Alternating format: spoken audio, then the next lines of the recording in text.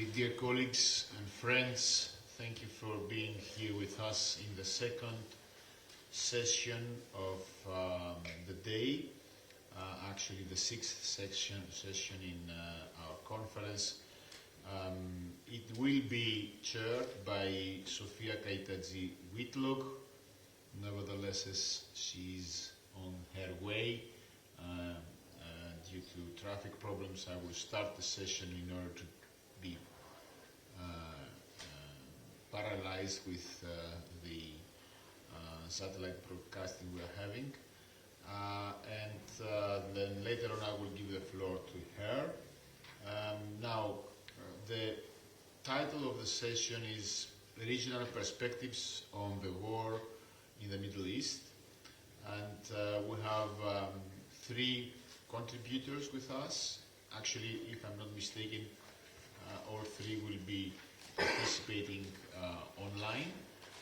We have Vasilis Xidias, Shadi El Sharif, and Dimitris Konstantakopoulos. The rules that we are applying is that we are giving 15 minutes to each of the presenters, and then we will have the rest of the time for question and answers session, so which means that there will be no interruption during the speeches, the presentations. We will collect all questions right afterwards. So each presenter has 15 minutes in his hands or lips. We will start with Vasilis Xidias from the National Kapodistrian University of Athens, and the title of his... Oh, Sophia is already here, Hello, right? yes, Okay. Do I have time to pick my coffee? Oh yes, pick your coffee, yeah. The title of Vasilis' contribution is People's Power, Endurance and Sacrifice in the Middle East. Dear Vasili, Rabbi Vasili, thank you for being with us. The floor is yours. Okay, thank you very much. Can you hear me? Okay? Perfect, yeah. Okay. Well, I have already sent a copy, an archive of the presentation in the chat, so you can follow if you want, anyone, or you can keep it. In my presentation, I contend that the conflict in the West Asia, centered on Gaza, will not ultimately be determined by the power dynamics, whether military or geopolitical. Instead, it will be decided through people's endurance and sacrifice. Endurance and sacrifice that stem from the conscience, the moral standing, and the religious faith of each side. It is important to recognize that in this case, we are not dealing with a conventional war fought solely by military forces. On at least one side, the entire nation is involved in the struggle, not by engaging in the military annihilation of the opponent, but through their own sacrifice and their resilience in enduring the immense suffering they are compelled to bear. Someone might question whether this claim I make here is compatible with Hamas attack on October 7, 2023, but I will address this point later. Returning to my main argument, this leads us to two specific conclusions. The first one is that the outcome of the conflict will not depend on the so-called correlation of forces, as it is typically understood by geopolitical analysts. The power required to win this war is of a different nature and quality.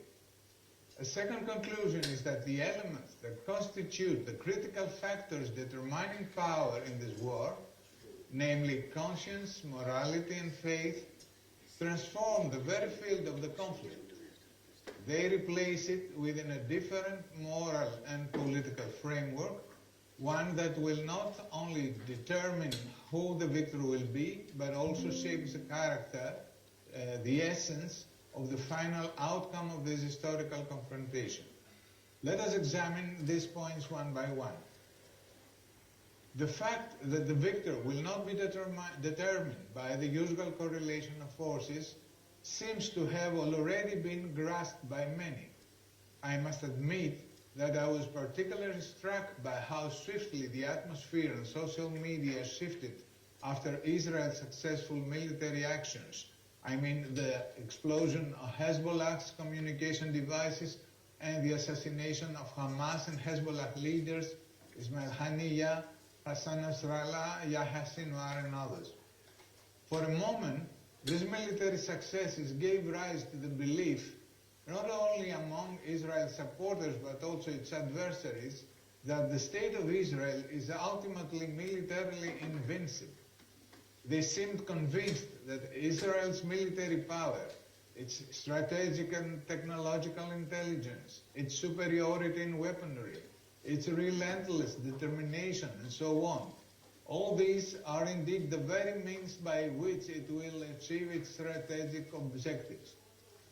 These objectives, as it is becoming increasingly clear, are what is referred to as the final solution, that is, the definitive eradication of the Palestinian community of Gaza, either through genocide or systematic ethnic cleansing.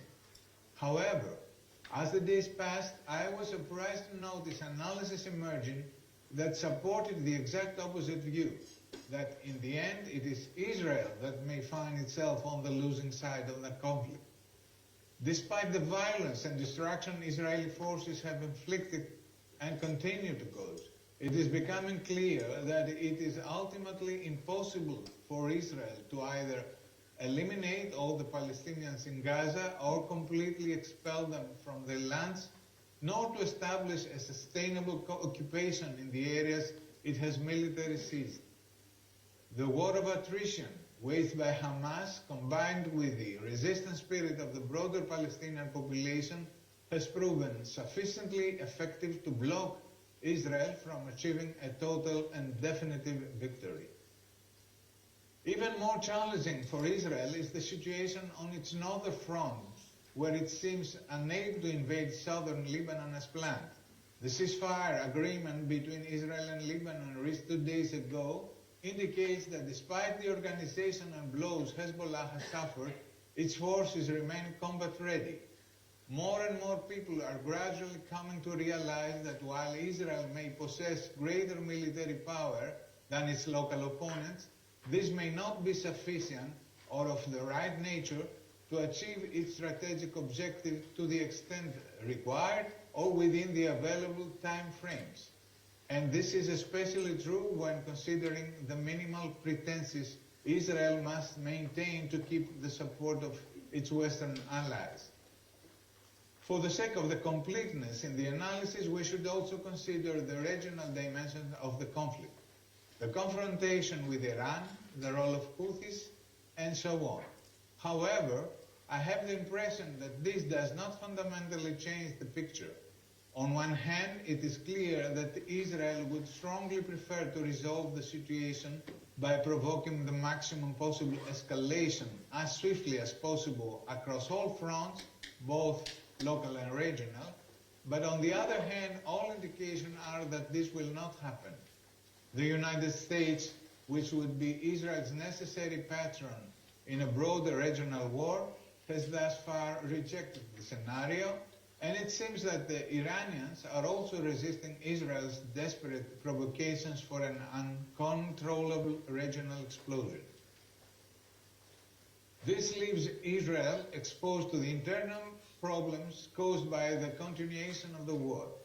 While Israeli society remains largely aligned with the policies of Netanyahu's government, cracks in the unity are becoming increasingly evident over time. Notably, there have been reports of psychological breakdowns among soldiers, some even resulting in suicides. Additionally, some soldiers have publicly revealed war crimes that have been committed in which they either participated or witnessed. More striking is the noticeable segment of the population that has begun to leave the country, with some reports suggesting that more than 500,000 people had left by the end of 2023. This exodus could be attributed to the denial by some Israelis of the increasing militarization within society, or to the growing insecurity, or perhaps to the sharp rise in the cost of living. Because alongside the war, Israel is also facing a severe economic crisis. The state's finances are buckling under the cost of the war. The broader economy is also struggling. Inflation is surging, businesses are shutting down, investments are dwindling, particularly in agriculture, construction and tourism. Unemployment is climbing and labor shortages are becoming increasingly apparent.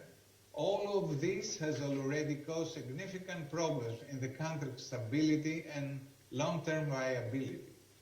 In yesterday's first session, Mr. Amri Tansh referred to the Ouroboros dragon, a mythical serpent from ancient Egyptian and Greek mythologies, eating its own tail. I found it to be a very apt metaphor for describing Israel's current self-destructing situation.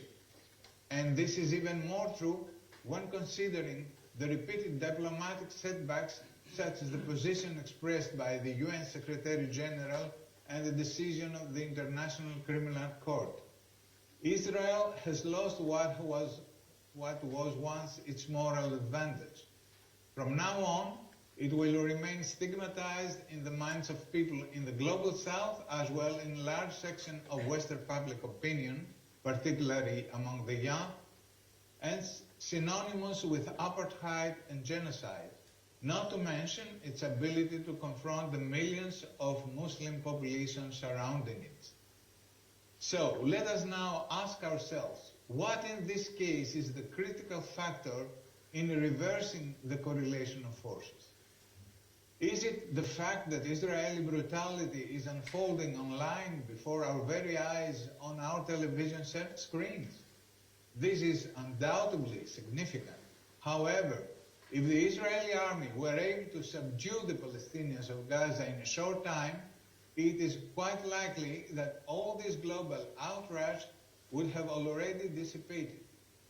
What sustains and continues to amplify the global anger against Israel is what I emphasized at the very outset. It is the endurance of the Palestinians in Gaza. It is their ability to withstand and absorb the terrible human losses and immense destruction inflicted upon them, while persisting in their resistance without surrendering. This, I believe, is the decisive factor. If we re-examine what happened on October 7, 2023 from this perspective, we can understand that the Hamas attack was not merely an act of violence by emotionally charged terrorists or religious extremists. Instead, it can be seen as the opening move of a brilliant resistance strategy rooted in self-sacrifice. We Greeks have a long history of similar morally ambiguous guerrilla tactics, particularly during the 21 revolution against the Ottomans. One notable example is the burning of the Ottoman flagship in June 22, while Turkish sailors were celebrating Bayram. As in many such historical cases, it is unlikely that the Palestinian fighters who organized the attack meticulously planned the entire strategy in advance. However, they clearly understood that the violence they initiated would primarily be directed against themselves, against their own people. But they seemed to have an instinctive grasp that this self-sacrificial approach would align with the amplify the broader spirit of resistance among the Palestinian population. And they were absolutely correct. It is remarkable how, with a single move, they completely upended the geopolitical chessboard as it had been arranged up to that point. They put an immediate end to the Abraham Accords, the strategic agreement between Israel and Arab states that sought to address the Palestinian issue while sidelining the Palestinians themselves.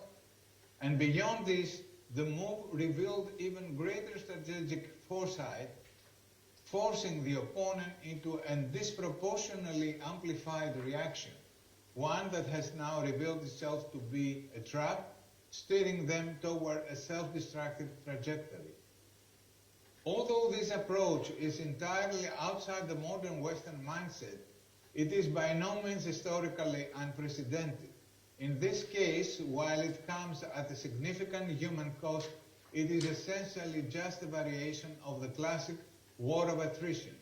This strategy is most effective when the stronger opponent is forced to operate in hostile terrain with limited capacity to replenish resources, while the weaker side can draw on a much deeper reserve of resilience and resources. It has been used repeatedly throughout history. This is how the Romans defeated the Carthaginians in the late 3rd century BC, and how George Washington defeated the British during the American Revolution. Similarly, it was employed by the Russians to repel both Napoleon and Hitler, and by Vietnamese forces against the French at Dien Bien Phu and later against the Americans. It was also the strategy that led to the defeat of the Americans in Afghanistan. Returning to the recent Gaza confrontation, let me emphasize once again that the key factor behind the effective implementation of this strategy is the resilience and self-sacrificial spirit demonstrated by the Palestinians as a whole. I believe it is evident that in addition to their patriotic moral ethos, the resilience of the Palestinians has strong religious roots in the values of martyrdom and resistance against injustice, which are inherent in Islam, particularly in modern radical Islam. Unfortunately, we cannot delve into this issue in depth here, so I refer you to the classical and concise study of Karen Armstrong, Islam, A Short History, first published in 2000 by Modern Library. What we cannot overlook here is that this type of political eschatology, which connects modern Islam to its roots and is more or less common to Sunni Hamas and Shia Hezbollah, it is on the other hand quite different from other forms of contemporary Islamic radicalism, such as that of ISIS and of the Syrian al-Nusra Front. In the latter case, there is a demand for the global and exclusive dominance of Islam as both a religion and a political legal system. By contrast, in the case of the former, I mean Hamas and Hezbollah, the Ummah, the universal community of Allah's faithful, does not aim to impose itself forcibly on everyone. It is regarded as the core and the guarantor of justice for all people, believers or not, especially for the other followers of the Bible, Jews and Christians, provided, of course, that they also accept justice as the basis for coexistence. This is, after all, why the Christian populations of the wider region view the Islamic radicalism of Hamas and Hezbollah not as a threat, but rather as protectors against the Zionist extremism of the State of Israel, as well as against the threatening extremism of the other Islamic groups I mentioned. A characteristic example is the case of the convent, the women's monastery of St. Thecla in Malula on the Syria-Lebanon border, which was occupied by al-Nusra between 2013 and 2015. It was Hezbollah that liberated the monastery and returned it to the Christian nuns. Another notable example is the reaction following the assassination of Hassan Nasrallah.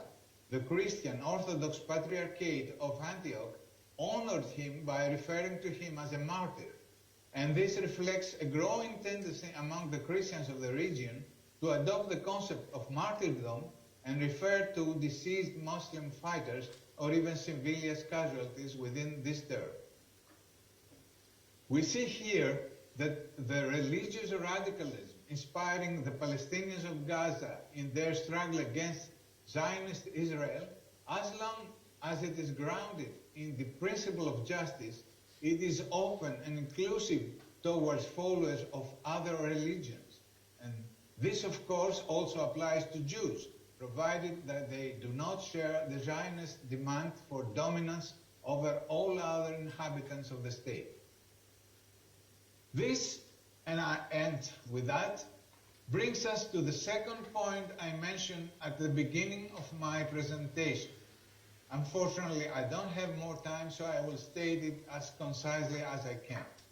Paradoxically, perhaps, for those of us who think Westernly, the religious radicalism of Palestinian and Lebanese militant Islam can serve as the foundation for the peaceful and equal coexistence of all the national and religious communities in the region. Of course, the precondition for this is the defeat of the extreme Zionism and therefore the military and political defeat of the current Israeli regime. And I'm reminded here of yesterday's discussion between Mrs. Konstantina Economou and Dionysios Kliris. It is unlikely. In what I've said above, I try to explain that this possibility is not at all unlikely. On the contrary, it is probably the most likely scenario. However, nothing, of course, can be stated with certainty. I attempted to describe probabilities and identify possibilities, perhaps highlighting them with my own hopeful wishes. But there are two things certain for me. First, that the Palestinians will continue to resist as long as they exist.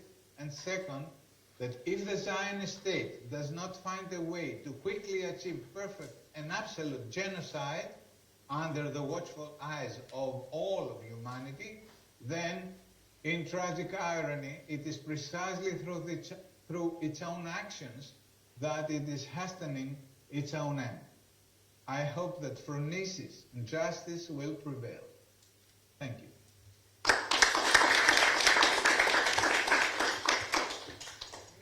Special thanks to Vasilis Xidias for his contribution. As I said, the discussion and questions will follow at the end. Now I'll give the floor to our chairwoman, Professor Kaita Tzigouilou. Thank you also to Vasilis Xidias.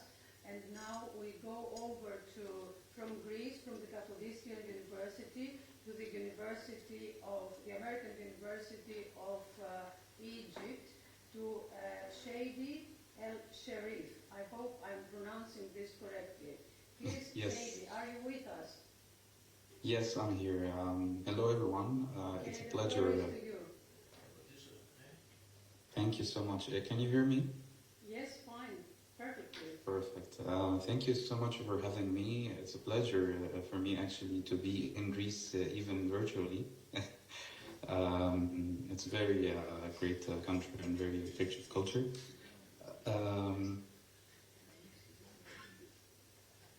Sorry, I'm trying to share my screen, but I think the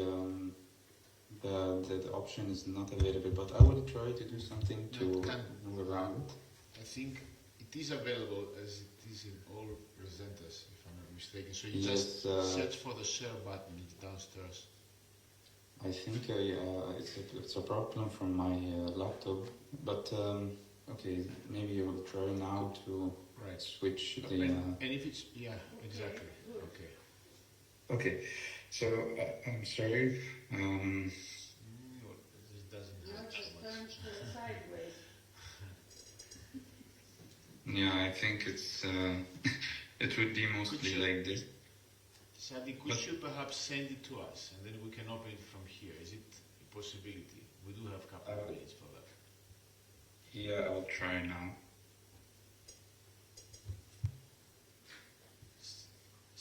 Send it via chat. The Yes, chat room of. yes, sure.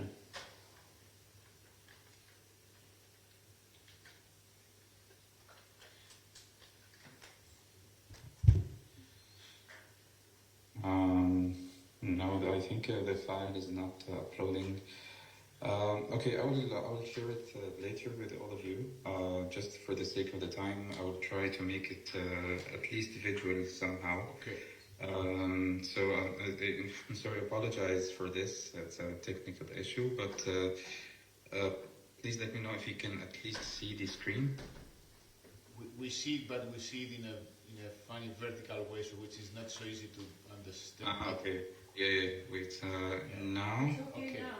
Yeah. Nice. it's okay now, right? Yeah. Yes. Perfect. Okay, so thank you so much for having me. Today we'll be talking about a topic, a very crucial topic in terms of controversial and a lot of negotiations about it. So it's called the controlling borders of fire. What I mean here is the Gaza's borders, mainly the borders that actually surround the Gaza Strip. So here is like a map first that we can just see how Gaza is located, and you can see here the small circles, blue circles. These are like 7 borders according to the latest maps available. There are 7 borders that actually surround Gaza Strip. So what is the problem here? So first of all, as we said, Gaza Strip is surrounded by 7 crossings that were designed for the movement of people and goods into and out of the strip, basically. But not all of them are still in use, and that's the first problem.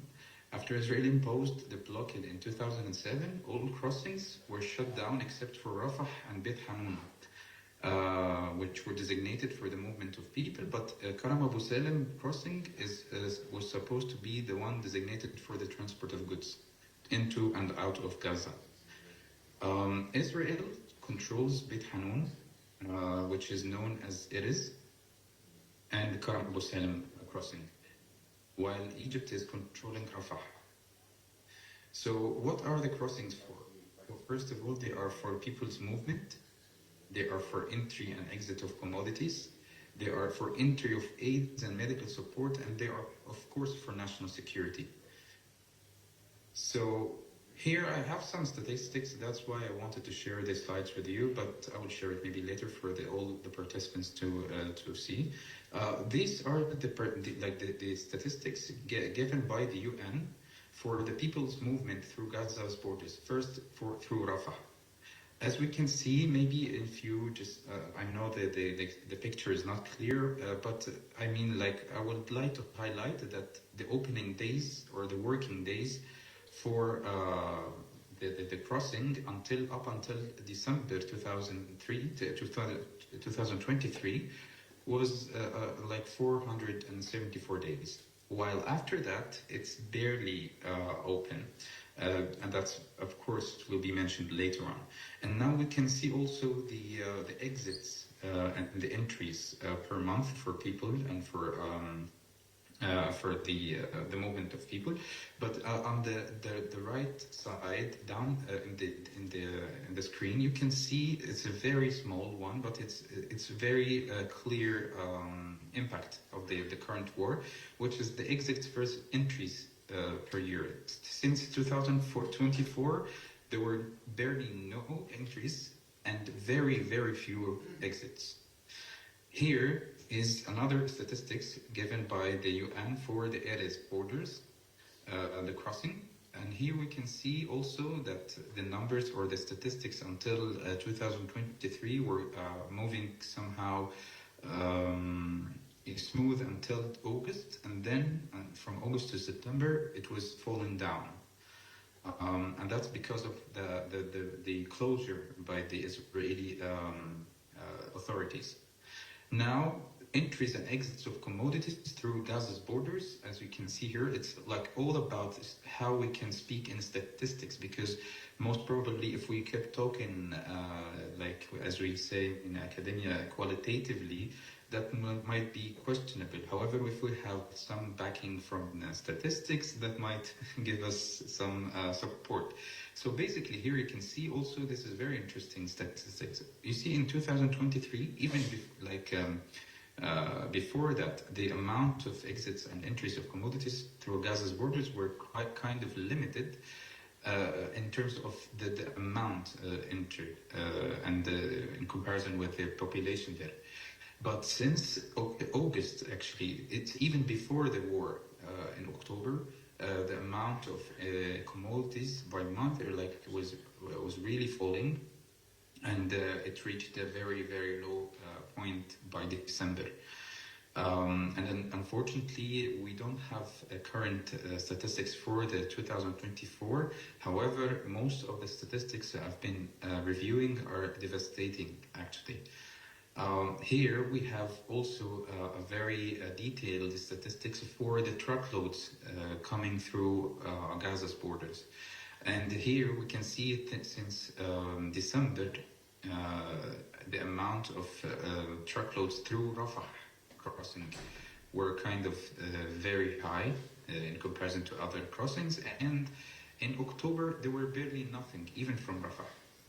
And here we can mention what the UN has actually highlighted, which is that safety and security concerns, along with delays and denials in approving movements, prevent the UN staff and other organizations actually from maintaining constant presence at entry points. This, of course, undermines the ability or the to track the data for on goods handled on these borders. So basically, who controls the Gaza's borders? We have here a timeline. We can say that in 1948, it was Egypt actually who's controlling the borders of Gaza.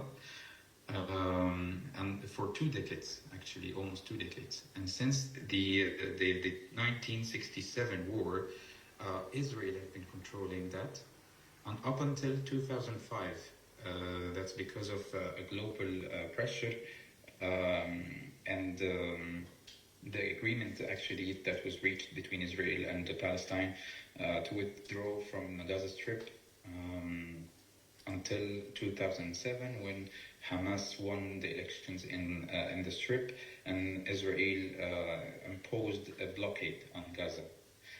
And we have and we have since 2005 until now actually Egypt controlling Rafah's crossing, but conditionally, with some conditions in regards to the presence of military, the number of military personnel or number of military soldiers sitting there.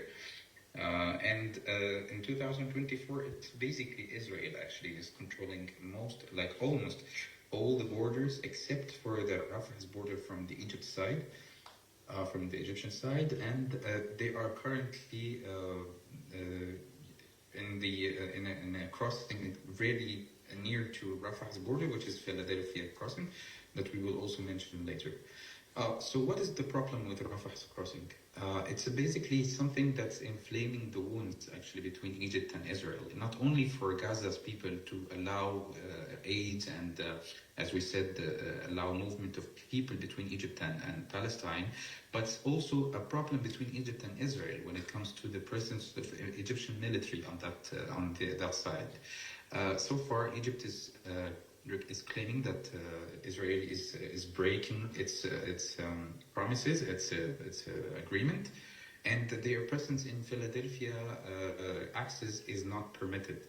However, Israel is claiming that Egypt is smuggling, is actually not Egypt, but they are complicit in smuggling weapons, and sometimes they are saying that Egypt is helping Hamas in an indirect way. So they want to stay there until security is maintained in that area. I'll stop just sharing the video now because it's almost done.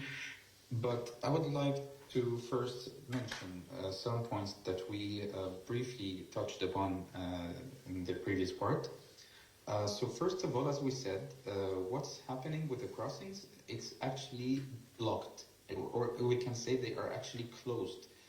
And what's the problem in that? They are the only way on land for Gaza's people to get aids and to get support, even medical support like doctors, not even supplies.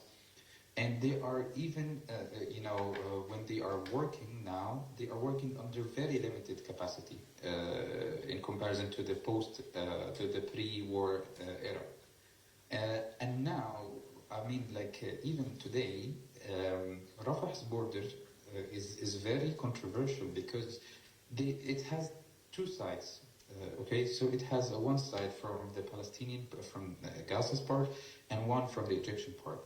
Israel is barely allowing anyone to come to that part because they were constantly bombing that part to prevent any supplies or any movement in that part, which made Egypt actually sometimes close its borders, its side, because they say that it's unsafe to let people cross the border when Israel is bombing the other side.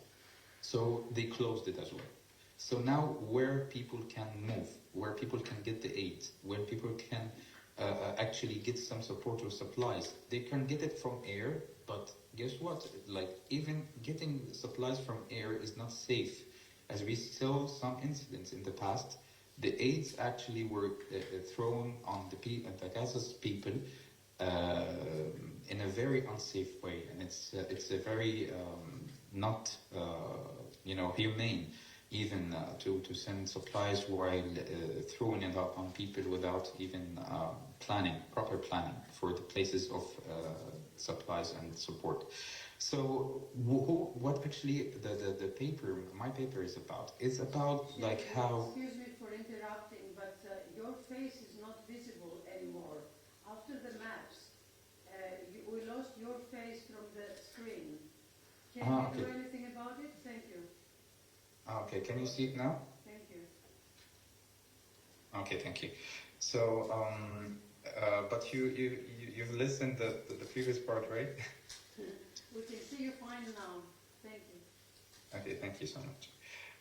Okay, and what is the paper is it about? It's about how or who actually should control Gaza's borders, because it's the only, as we said, it's the lifeline for Gaza's people. And even in the future, they will be the very crucial topic for leaders to be agreed on. So my proposal is that Gaza's borders should be controlled by three parties actually under supervision of an external party. So who are the three parties? They are basically Egypt, Israel, and the Palestinian Authority, with the support or under the supervision of a third or external party. I give an example, and I know that has been discussed previously, the EU, the European Union. So what's the problem here? It's first of all a problem of agreement, because Egypt will not agree that Israel control the borders with it. And the same for Israel. But now, what I'm supposing is that even on the Egyptian part from Rafah's crossing, there will be personnel or experts from the European Union or from the external party to ensure that humanitarian purposes are being held properly, that actually the aids are going through the strip in a very good way, like they are not blocked. They are not blocked. And even on the Israeli side. However, and because we are saying that almost there are 4 or 3 crossings that are currently operational, we can say that the third party or the one that might get some agreement on from the parties actually from the parts of the war, whether the European Union or other organizations, shall be monitoring the 3 or the 4 crossings. First of all, to ensure, as I said, the humanitarian purposes are being actually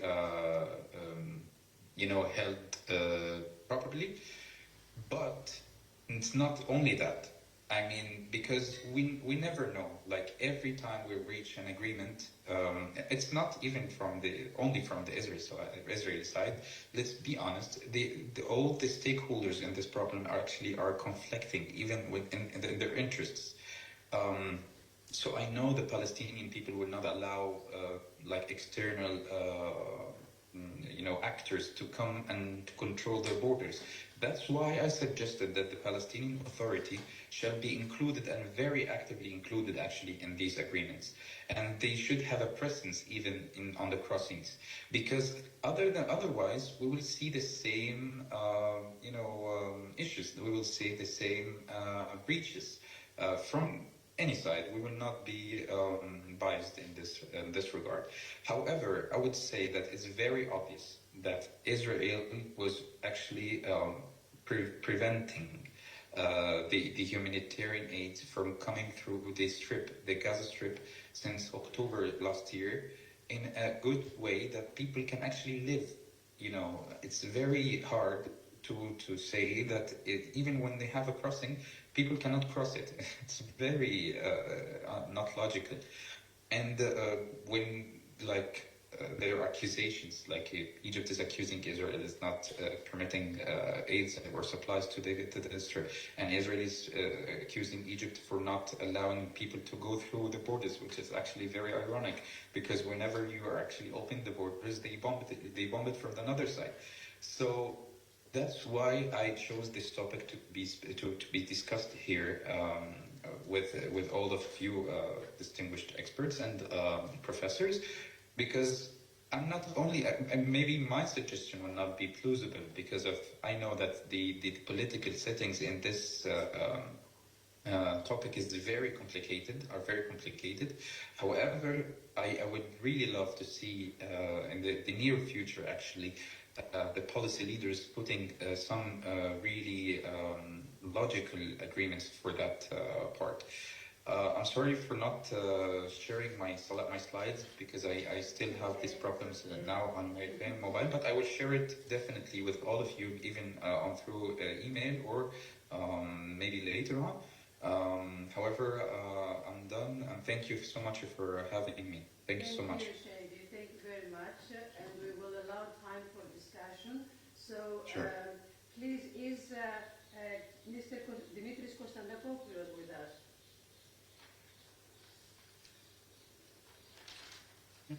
Mr. Dimitris Konstantopoulos? Yes. I am trying to connect all those.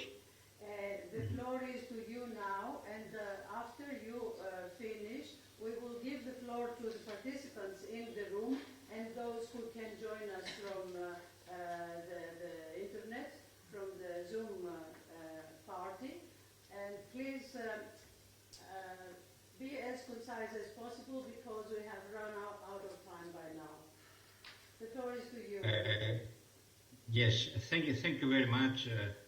Good afternoon. Thank you very much for the invitation. I'm not a fan of the Greek Cypriot Israel triangular governmental meetings, and I'm very happy to be with you. This kind of Greek Cypriot Arab meeting, which corresponds more to the feelings of our people, and also I believe to what is the historical destiny of the Greek nation, much more than the government now our government believes. But anyway, my topic is the comparison of totalitarian tendencies in Israel and in the West, and the correlation between those two factors, because I think it is necessary if we wish to put the Palestine conflict in the global context, see how it affects the situation in the world and how it is affected by the situation in the world.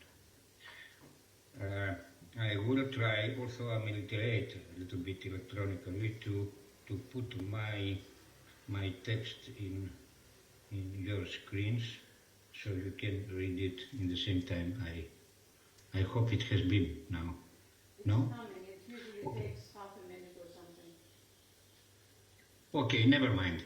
100 years after the rise of fascism and Nazism in Europe, humanity watches new similar and criminal phenomena, ideologies and acts appear in the Middle East, with a nation that was their victim in the past as the protagonist now.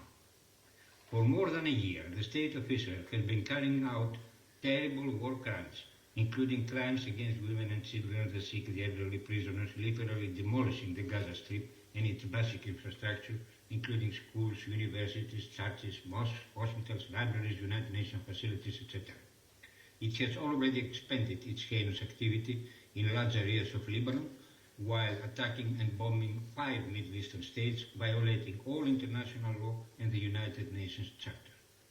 It is not the first time that such crimes are happening. Israel itself has committed such crimes in the past. Western colonialism and imperialism have committed comparable crimes in Algeria, in Vietnam, in Iraq, in Cyprus, and in many other countries. But in the previous cases, the powers committing those crimes tried to hide them, or, when revealed, they tried to disconnect them from the policies they were following. In some cases, they were punishing people responsible for the most extreme of them. بصي ممكن تحت هنا مثلا هنا مثلا في الاكسل شيت Please, تدخلي هنا تعملي تاب microphone, مثلا those who are not كده speakers. تعملي الشيت اهو تاني تحطي بقى في اللي انت عاوزاه يعني whenever we finish بقى احنا ممكن هنشيل بقى الشيت ده خلاص انت تنقليه تاني اتنين بعد ما ترجميه وكده بس اللي هو ما يبقاش بيلخبطك في الاساسي اللي انت شغاله عليه فاهمه قصدي؟ اوكي ويترجموا بقى بعدين يعني بس طبعا احنا يعني كده هنترجمه عشان انكلود يعني فانت علشان تحطيه از ريفرنس في ليكي انت ممكن تخليه الشيت التاني لوحده تخليه زي درافت انت معاكي What is happening? I'm hearing a different voice. بس اللي هيبقى شيرد يعني في الاخر هنشوفه هو المين دي بس. تمام خلاص انا بس كنت سايبه برضه عشان تبقى عارف يعني my program فين المره الجايه عشان تبقى. So, yeah. In the previous cases, the powers committing those crimes tried to hide them, or when revealed, they tried to disconnect those crimes from the policies they were following. In some cases, they were punishing people responsible for the most extreme of them. They were all trying somehow to dissimulate the real aims of their criminal policies. The difference is that now we have a power that claims openly its right to commit crimes. The examples are thousands, like, for example, raping detainees to death by gangs. Thousands of people demonstrated in Israel last August claiming the right to rape. Rapes of Palestinians are happening since the foundation of Israel, but it is the first time that the right to rape and remain unpunished is openly claimed.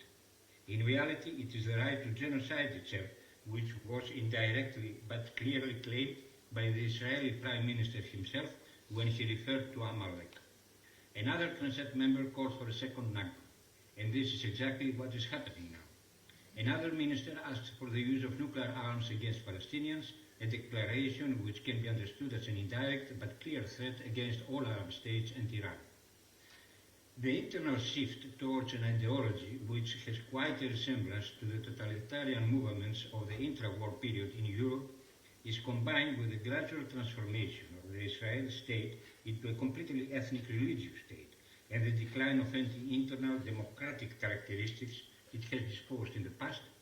In the same time, Israel is more and more openly claiming the aggressive geopolitical goals of Theodor Herzl, Oded Idon, and Saul Cohen, which in their turn were inspired by the Haushofer geopolitics, the same which inspired Adolf Hitler. Minister Smotrich, for example, has openly asked for the incorporation of large areas of various Arab states. Netanyahu himself, by saying he is defending civilization against the uncivilized Palestinians and Iranians, has used in essence a racial superiority argument to justify his expansionist policies. As for Ben Morris, has long ago argued that the extermination of the indigenous peoples can lay the foundations for a democratic state, citing the example of the United States. The principle of the Palestinian state is officially refused now by Israel. Under Netanyahu, Israel is governed by a coalition of secular and religious far-right forces and has developed very strong ties with nearly all the movements of the far-right around the globe, disregarding their badly dissimulated anti-Semitism. We can, of course, trace the roots of those ideas in Zionism itself and the colonial Israeli ideology and practice, or even to the influence of fascist ideas to a part of the old Zionist movement, including Likud, the main governing party in Israel. But the domination and clear expression of those ideas, which we witness now, represent a qualitative leap in both the internal status and the policies of the Israeli state. And what is probably more important is that here we have, for the first time since World War II, a genocide lasting more than a year and transmitted live to the whole of humanity. There is no other state in the world that could have done something like that, and that proves that Israel is in reality a kind of hidden superpower, but a superpower with, unfortunately, totalitarian strategies. Many observers point, in order to explain it, to the tremendous, how this is possible, to the tremendous influence of the various Zionist lobbies, which seem in control of nearly all Western governments, and are able to dictate the foreign policy of the nominal superpower in many cases, as has happened, for instance, with the repudiation of the agreement the United States has signed with Iran. The influence of those lobbies was already felt during the Cold War, when they endorsed the Committee for the Present Danger, and later when the American neoconservatives elaborated, under the direct supervision of Benjamin Netanyahu himself, and imposed to the United States their war campaign plans in the Middle East, which led to the interventions in Afghanistan, Iraq, Syria, Libya, etc. Those plans were not only of regional importance. If they had succeeded to the end, that is, to the overthrow of most regimes of the Middle East and the dismemberment of its states, they would also constitute an enormous victory against Russia, China, and even Europe and Japan. And they would assure the United States and also Israel behind them, they would keep global dominance for an indefinite period. The real difference today between Netanyahu and other warmongering centers of the collective West are of a tactical, not of a strategic nature. Some prefer the war with Russia, others with Iran or China. But all of them tend to rely on great wars to assure the future of the West, that is, the domination of its ruling classes on the whole planet. Israel, with its aggressivity, does not represent an exceptional reality.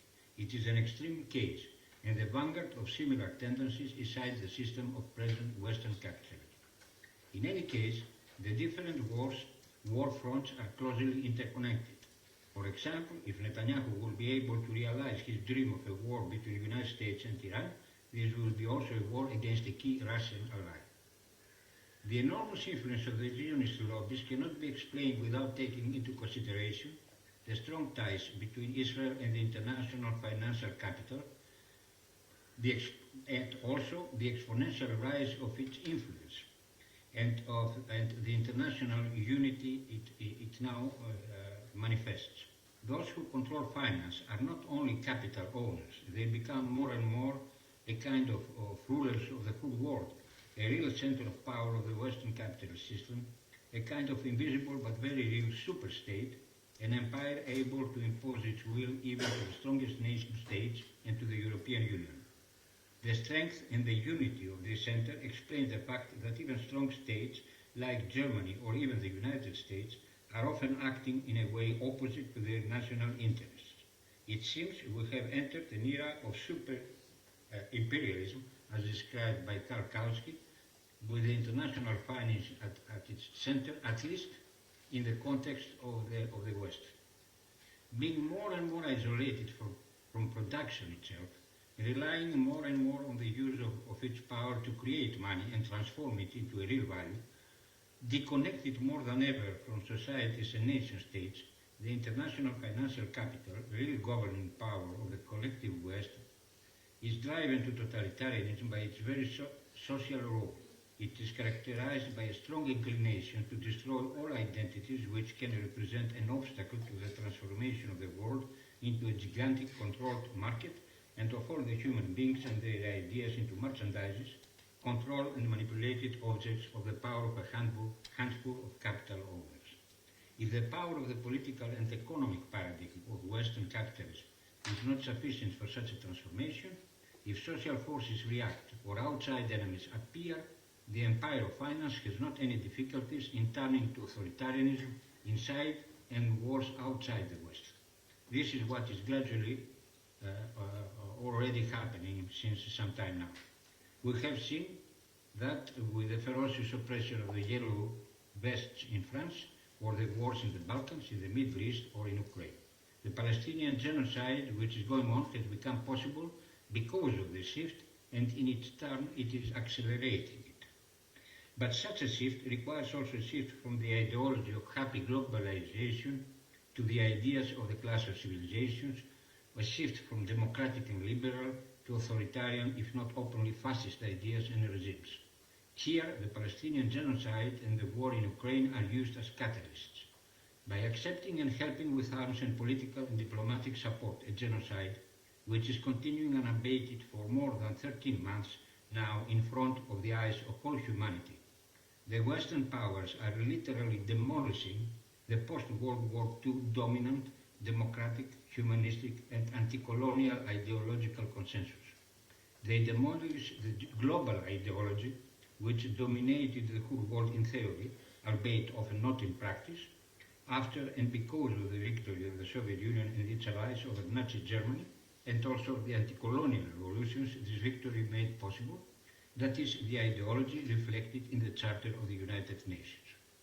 It is not, by the way, an accident that nowadays there is an enormous Western effort to underestimate the classical contribution of Soviet Russia into the victory over Nazis, or to use and arm neo-Nazi militias in Ukraine.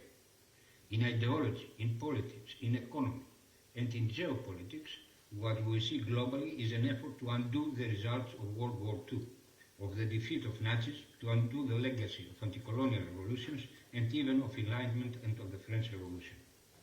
Here is where meet the local, the regional, and the global.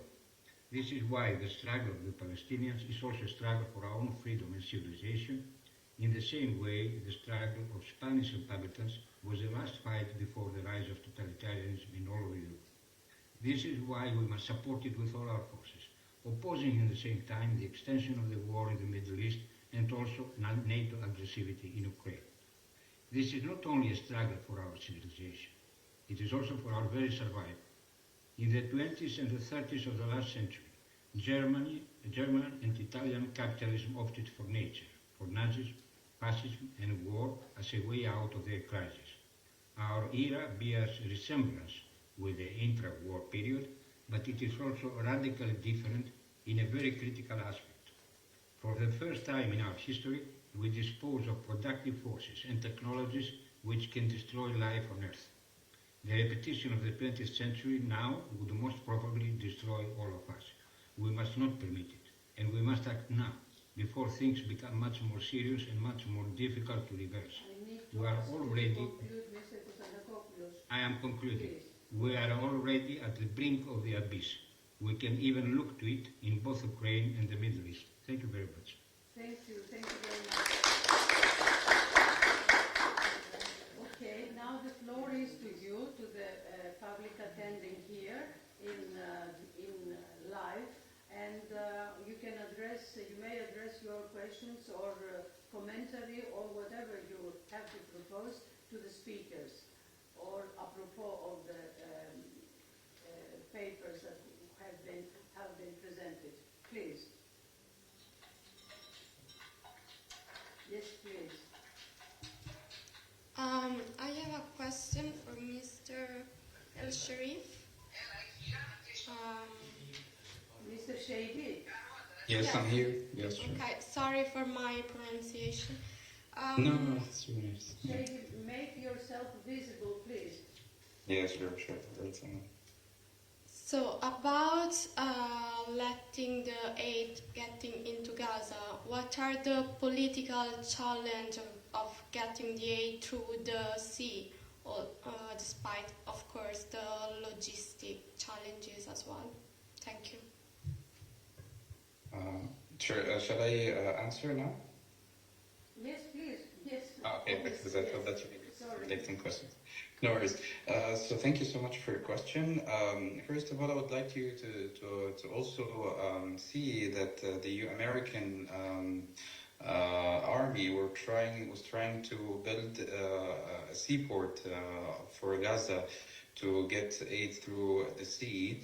However, that was not possible because of very logistical issues, and they failed actually to do so. So they preferred to get the aid, to get the supplies through the Israeli ports. So that's the first thing. Second thing is that Israel actually is almost controlling also the sea. The Gaza sea borders, coastal borders. So whenever a supply or an aid is coming through to Gaza, Israel shall first allow, then they shall search and inspect, the supplies. Sometimes they limit even the number of the supplies, even if it's a medical or food or anything like this. So it's not easy to get aid or supplies to Gaza, and basically the only party here that is responsible is Israel, because they are in charge of this. For the Egyptian part from Rafah's crossing, as I said before, it's even hard when you just allow aid to go through Gaza without even coordinating with Israeli side, because you're not sure even if this might be bombed, this might be stopped. So it's very hard to put like a very structured plan for supplies and aid to Gaza. So far, we couldn't find something concrete, like from the international community regarding this. However, we saw that the Americans are trying to push on to push harder for allowing more and more of supplies and aid to Gaza's people. But so far, nothing like, as we said, formal have been reached about this.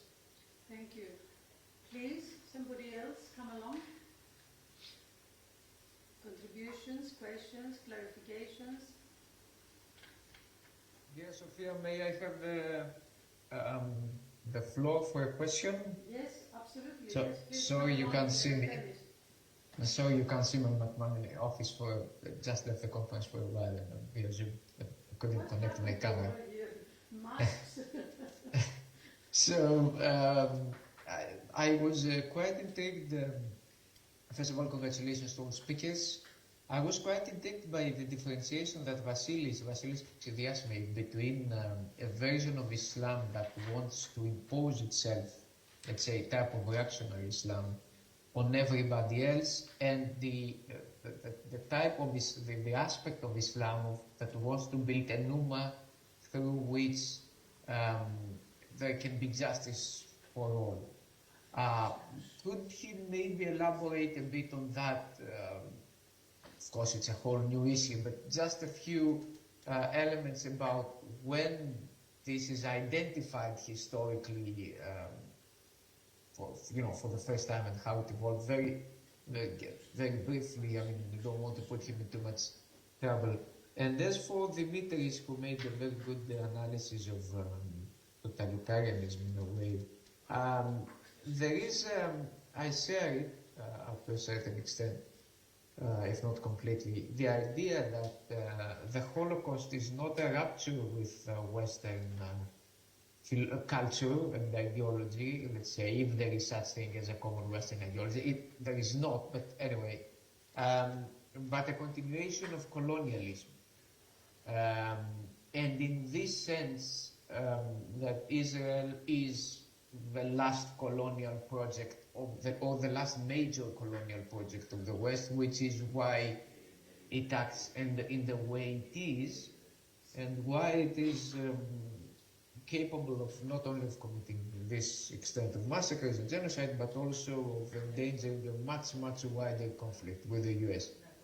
His opinion on this. Thank you, Felix. Mr. Xidias, the floor to you. Yes, thank you very much. Well, in fact, this relation of Islam with justice, it's from its very beginning. I understand that this was the exact idea or the exact, revelation of Muhammad. Yes. He showed, he lived in a country where it was then the era of getting out of the way of living with tribes, and they had markets and bigger cities. So injustice was very much something in a way new at this time, and the reaction of Muhammad was exactly this. And so, in my view, as a Christian, I see that he showed that the values of the Bible, of Judaism and Christianity, could help his people, the Arabs, to get into a new era of justice, let's say, of another way of resolving social relations than the relations of blood, of the relations of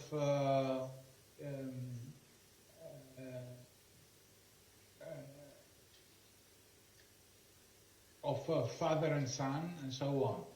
So, so the basic response to your question is that this is basically from the beginning of the Islam, and there is a kind of fundamentalism, let's say, that is returning to this idea, to this ideal, and which is very much compatible with Christianity and Judaism and other religions. And of course, there is another kind of fundamentalism, which we know as the ISIS and etc., that it's totally different.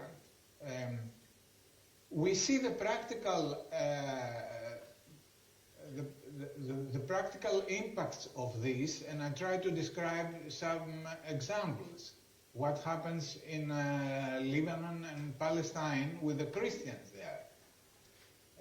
So my hope, if you want, or my perspective is that maybe this kind of radicalism, of religious radicalism, combined, I mean, aiming to justice, combined with approaches like this from Christianity and Judaism, may be the field for coexistence in the area.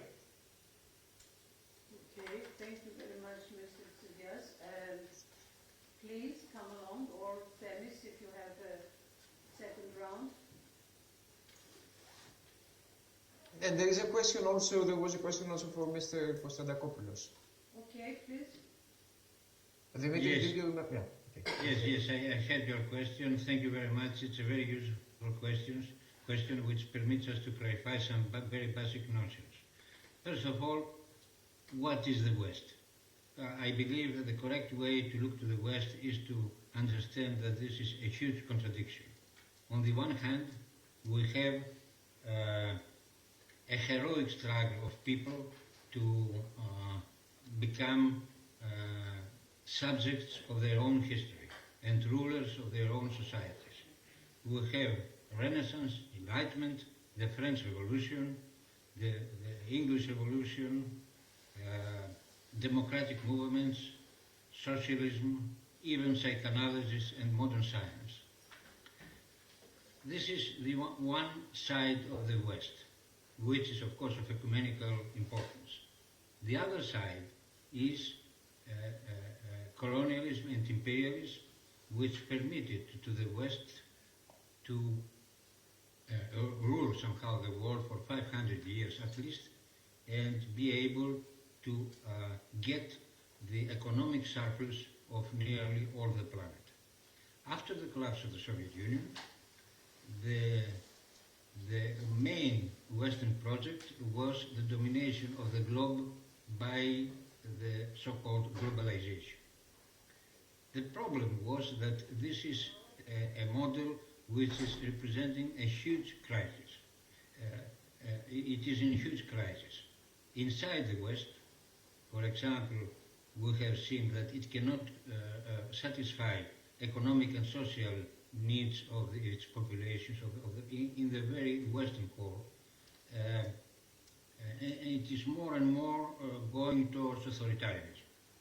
In the same time, new forces appear in the world, like the fantastic economic rise of China, the return of Russia, and also the force of Global South, which do not permit to the West to play the usual neo-colonial role, by economic at least means, and it has to resort to violent means. So when Israel says that it is the last, when we say that Israeli project is the last colonialist project, it is true. But Israelis wanted to be the first colonialist project of the new era, which we'll see. We'll see authoritarianism in the West to crush any social reactions, and which will see the wars against its external enemies, like Iran, like Russia, like China. And we're heading to this direction simply the fact that we have nuclear arms, and the fact that, for example, China is economically and technologically very strong. Russia is technologically and militarily also very strong. Have shown during the last 2 years that those are not easily achievable aims, and if the West continues to this line, we will risk the annihilation of humanity.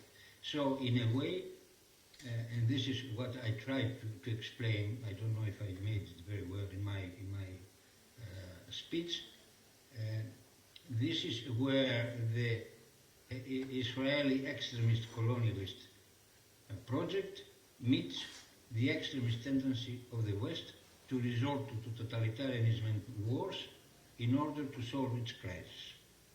I don't know if I gave a complete answer, but anyway. Thank you. Thank you. Thank you, Dimitris. We are approaching, the time is approaching to 1:45, so I think we have to leave it here.